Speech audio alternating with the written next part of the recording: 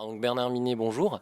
Euh, alors, on va commencer par une question déjà. Hier, on t'a vu en conférence du coup, puis on a vu que tu aimais bien justement, entre autres, chanter par exemple les génériques des chansons donc, qui ont commencé à te faire connaître et que tu as fait. Quel effet ça fait de continuer à avoir ce genre de demande? C'est-à-dire que les gens qui te demandent quand même de le chanter après toutes ces années, sachant que le Club Dorothée c'est fini il y a maintenant presque une vingtaine d'années. Et oui, tu as raison, c'est une demande des organisateurs, par exemple, qui m'invitent à venir chanter. Et puis c'est une demande du public, du Club Dorothée. Et voilà, et moi, c'est ma fonction et ça me fait plaisir. C'est très sympa, c'est très sympa. La conférence d'hier, elle était très sympa. J'ai vu une belle jeunesse, voilà, je suis très content. Alors, justement, en parlant de la jeunesse, c'est vrai que quand on regarde, là, entre autres, le public qu'il y avait là, on a effectivement des personnes un peu plus âgées, on va dire, qui ont connu vraiment le Club Dorothée, des gens qui ont peut-être mon âge, qui ont entre 20 et 30 ans, qui ont fait la fin, et on a aussi des enfants qui n'ont jamais connu ça, c'est-à-dire qui sont arrivés quand c'était T'es fou, par exemple, à l'époque, et du coup, tu vois que c'est des enfants qui ont peut-être 4 5 ans, mais qui connaissent tes génériques ou les autres génériques qui ont pu être chantés à l'époque.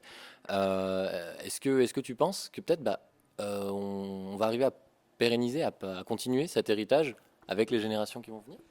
Je pense pas comme ça du tout, tu sais. Cette aventure-là, on n'a jamais rien calculé. On peut jamais savoir ce que va être l'avenir, tu vois. Franchement, donc je pense pas comme ça. Maintenant, c'est vrai que il y a une transmission qui se passe aujourd'hui grâce à Internet, grâce à YouTube. Il y a une transmission qui se passe entre les papas et même les mamans, et les mamies aussi, et les grands frères. Tu vois, il y a eu ça. Et parce que voilà, c'est normal, c'est le cycle de vie normal. Le papa ou la maman sont contents de montrer ce qu'ils regardaient quand ils étaient enfants. Et ça, comme ça plaît aux enfants, le papa est content, il est fier, et le petit garçon il est fier aussi. Mais c'est vrai que c'est un passage, c'est des années qui passent, moi je suis surpris par exemple qu'il y a des petits de 15 ans, je leur demande leur âge, ou 14 ans, qui m'arrêtent hier pour me demander un autographe. Je me demande d'où ils me connaissent et tout, mais aussi c'est parce que j'ai chanté surtout des gros héros, quoi, des grands héros, des grandes figures. Donc voilà, moi je suis qu'un tout petit interprète de ces grandes figures.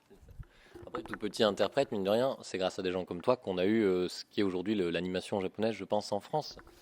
Je dirais, il faut rendre hommage, je pense, maintenant à ceux qui ont acheté, surtout, tu vois, aux acheteurs du groupe AB.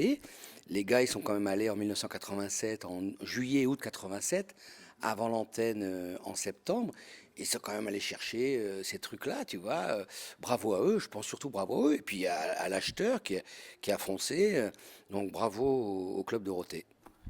Alors justement, en parlant d'animé, vu que toi tu as quand même fait les génériques, je suppose qu'il y en a que tu as vu Oui, bien sûr. a posteriori. Est-ce que dans les séries, donc que ce soit les Sentai qui ont été ramenés notamment par Dorothée, avec Bioman ou même les Power Rangers après, où Dorothée a joué dedans d'ailleurs, est-ce qu'il y en a que tu as consommé, que ce soit ancien ou récent, et est-ce qu'il y en a peut-être un aussi que tu auras préféré, que ce soit de l'animation japonaise purement, donc type Ken le Survivant ou Dragon Ball pour l'époque, ou vraiment des séries, des feuilletons comme avait Bioman ou justement les Power Rangers? Non, j'ai pas de différence, j'ai pas de préférence plutôt entre un Sentai ou un dessin animé. Moi, je suis pas un gros consommateur vu mon âge, tu sais. Et puis, ce que je dis aussi, c'est que à l'époque, nous sur les plateaux, l'antenne était coupée, tu vois. Et j'entendais même pas mes génériques, c'est terrible parce que dès qu'on avait fini le plateau, pof, ils coupaient l'antenne et on répétait le plateau suivant. Mais j'aime bien regarder les Chevaliers du Zodiac quand même. Et puis, je jette un œil sur Goldorak, je jette un œil sur Dragon Ball, forcément, bien sûr. Et d'ailleurs, juste comme ça, en aparté, je sais pas si tu connais, est-ce que tu connais peut-être les Chevaliers du Zodiaque, la série abrégée? Ça te dit quelque chose? C'est non? J'avais vu une fois, mais j'ai pas aimé. J'avais pas aimé du tout. Le gars en plus, le gars il avait pas été. Non, non, j'avais pas aimé moi. J'avais pas aimé ça. Ok. Alors pour revenir un peu sur les Sentai, on te voyait justement, même si on regarde encore sur YouTube, on te voit justement dans les costumes des personnages, ce qui se faisait beaucoup d'ailleurs à l'époque dans les génériques, d'intégrer aussi le chanteur. Moi j'aimerais juste savoir par curiosité, est-ce que tu as gardé peut-être des souvenirs autres que, on va dire, voilà, dans ta mémoire, des...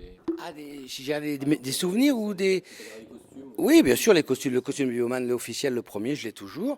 Malheureusement, un beau costume de Chevalier du Zodiac, c'était du caoutchouc, une sorte de caoutchouc, et il s'est désintégré, il s'est désagrégé. J'étais très triste, tu vois. Et j'ai dû le jeter, c'était raidi, tout, c'était horrible.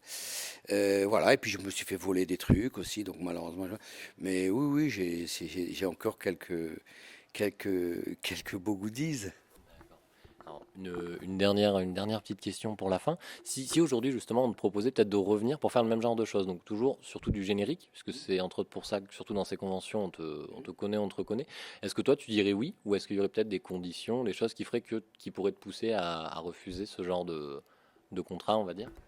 Ah non, mais si c'est une production cohérente, si c'est un truc sympa, si la chanson est cohérente, si le personnage est cohérent, oui, je dis oui, mais je cherche pas, hein. Voilà, bah, je vous embrasse, j'embrasse vos téléspectateurs, comment on dit, vos youtubeurs, non, vos spectateurs, voilà, vos spectateurs, c'est un peu, voilà, comme sur la scène. À bientôt, merci, Blog Echo. Merci à toi en tout cas.